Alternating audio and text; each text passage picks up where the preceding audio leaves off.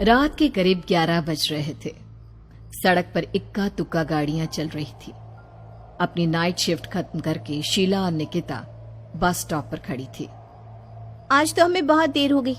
पता नहीं घर जाने के लिए हमें कोई साधन मिलेगा भी या नहीं। अगर कोई साधन नहीं मिला तो कहीं रात इसी बस स्टॉप पर ना बितानी पड़े। अपनी काली जुबान बंद कर, जब देखो तब उल्टी बातें ही करती है। अरे कुछ देर रुक जाना, कुछ ना कुछ मिल ही जाएगा। लेकिन काफी देर तक इंतजार करने के बाद भी उन्हें कोई बस नहीं मिलती। धीरे धीरे समय के साथ साथ सड़क पर चलने वाली गाड़ियों का दिखना भी बंद हो जाता है। अरे ये देख, अब तो सड़क पर एक भी गाड़ी नहीं दिख रही। दूर दूर तक गाड़ी और किसी इंसान का नामो निशान नहीं है। एक काम करते हैं, वापस अपने ऑफिस चलते हैं। हम दोनों आज रात वहीं गुजार लेंगे। देख, तुझे अच्छी तरह पता है 10 बजे के बाद चौकीदार ऑफिस के मेन गेट पर ताला लगाकर अपने घर चला जाता है। ऑफिस जाने का कोई फायदा नहीं है। इस सुनसान सड़क को देख मुझे बहुत घबराहट हो रही है। एक काम करना, उसी चौकीदार के घर चलते हैं। वो भी तो परिवार वाला है। हम बेफिक्र होकर आज रात उसके घर पर रुक सकते हैं। अरे पागल, चौकीदार 10 बाई 10 की खोली में रहता है। उसके 4 बच्चे हैं। भला वो हमें अपने घर में कौन सी जगह देगा। अब तू ना ये बेकार की बातें बंद कर और चुपचाप खड़ी रह। शायद कोई लिफ्ट ही मिल जाए। फिर काफी देर इंतजार करने के बाद आखिरकार एक नीले रंग की बस उनके सामने आकर रुकती है। बस का दरवाजा खोल कंडक्टर उन दोनों से कहता है, कहिए कहाँ जाना है आप दोनों को? देखिए मेरी पूरी बस खाली पड़ी है। मैं आप दोनों को आपके ठिकाने पर छोड़ दूंगा। इतना कहकर कंडक्टर मुंह में भरे पान की पिचकारी सड़क पर दे मारता है। निकिता, लोगों का कहना है कि कुछ महीने पहले इसी तरह अंधेरी रात में एक नीली बस के अंदर कुछ बदमाशों ने एक जवान लड़की की हत्या कर दी थी। इस बस का रंग भी नीला है। कहीं ये वही बस तो नहीं? कंडक्टर शीला की बात सुन लेता है और मुस्कुराते हुए कहता है, देखिए मेम साहब, उस घटना के बारे में मैंने भी सुना है। माना कि उस बस का रंग और मेरी बस का रंग एक है, लेकिन दुनिया में नीले रंग की एक ही बस तो नहीं है ना। हा? ये तो सिर्फ एक इत्तेफाक है। देखिए हमारी बस में एक मेम साहब पहले से ही बैठी हैं। चाहे तो आप देख लीजिए। निकिता गर्दन उठाकर देखती है तो बस के पीछे वाले हिस्से में एक लड़की कंबल ओढ़े बैठी हुई थी।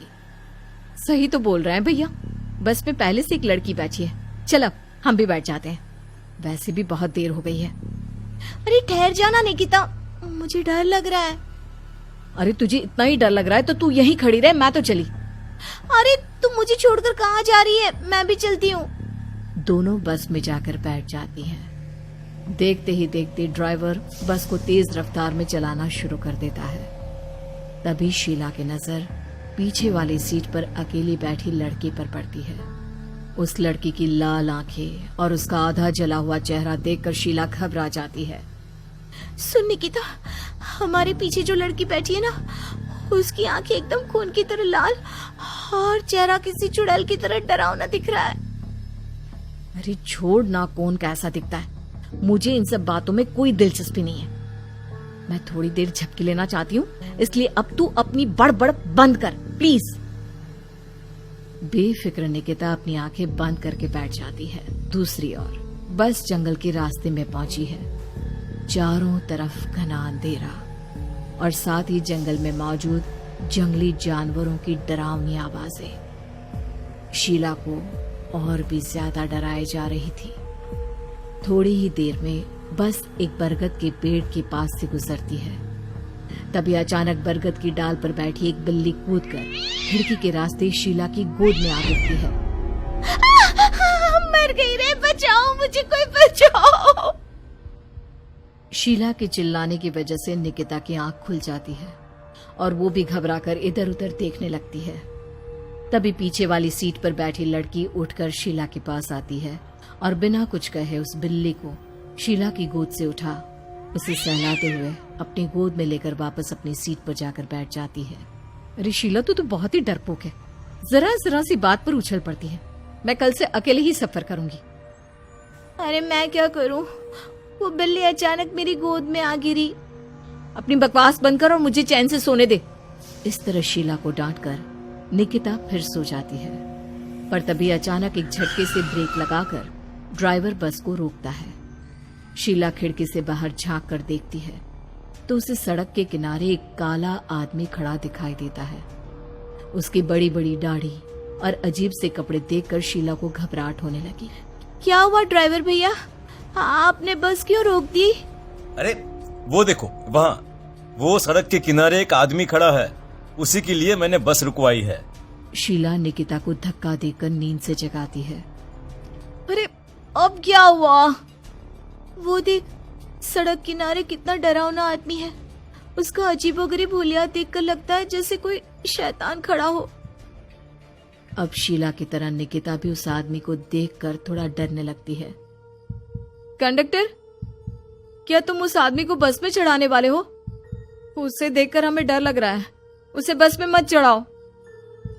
अरे डरने की कोई बात नहीं है मेम साहब, ये आदमी जंगल के पीछे वाले गांव में रहता है। ये रोज इसी वक्त मेरी बस में बैठकर पड़ोस वाले गांव में जाता है, और वैसे भी ये बेचारा गूंगा है। अगर आप लोगों को डर लगता है तो मैं इसे ड्राइवर के बगल में बिठा देता हूँ। ओह अच्छा, ठीक है। फिर कंडक्टर का इशारा पाते ही वो आदमी बस में सवार हो जाता है। ड्राइवर दोबारा एक्सीलेटर पर जोर देकर बस को आगे बढ़ाता है। थोड़ी ही देर में बस एक घाटी पर चढ़ती है। बस के एक तरफ गहरी और डरावनी खाई थी, पर ड्राइवर को इस बात से कोई फर्क पड़ता नजर नहीं आ रहा था। वो लगातार बस की रफ्तार बढ़ाकर बस चलता जा रहा था। ड्राइवर भैया, आप देखते नहीं क्या बगल में इतनी गहरी खाई है? बस की रफ्तार लगातार बढ़ाए जा रहे हो, थोड़ा धीरे चलाओ ना। अरे मेम साहब, घबराने की कोई बात नहीं है, ये तो मेरा रोज का काम है। मैं तो यहाँ इसी रफ्तार से बस चलाता हूँ। आप बेफिक्र होकर अपनी सीट पर बैठ जाइए, आपको कुछ नहीं होगा। ड्राइवर के कहने पर निकिता शांति से बैठ जाती है। कुछ दूर चलने पर अचानक ड्राइवर बस को सड़क के किनारे रोक देता है। शीला एक बार फिर खिड़की के बाहर झांक कर देखती है, लेकिन इस बार उसे कहीं कोई दिखाई नहीं देता। अरे अब क्या हुआ? तुमने बस क्यों रोक दी? यहाँ तो दूर दूर तक कोई भी नहीं दिखाई दे रहा। ड्राइवर उसकी बात का कोई जवाब नहीं देता, पर कंडक्टर बोल पड़ता है।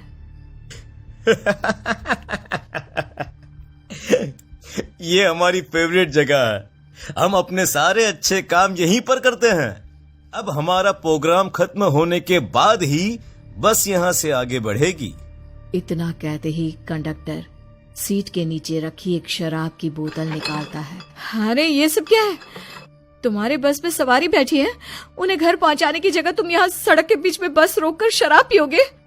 बस में लड़कियों के बैठे हुए भी तुम्हें ये सब करते हुए शर्म नहीं आती?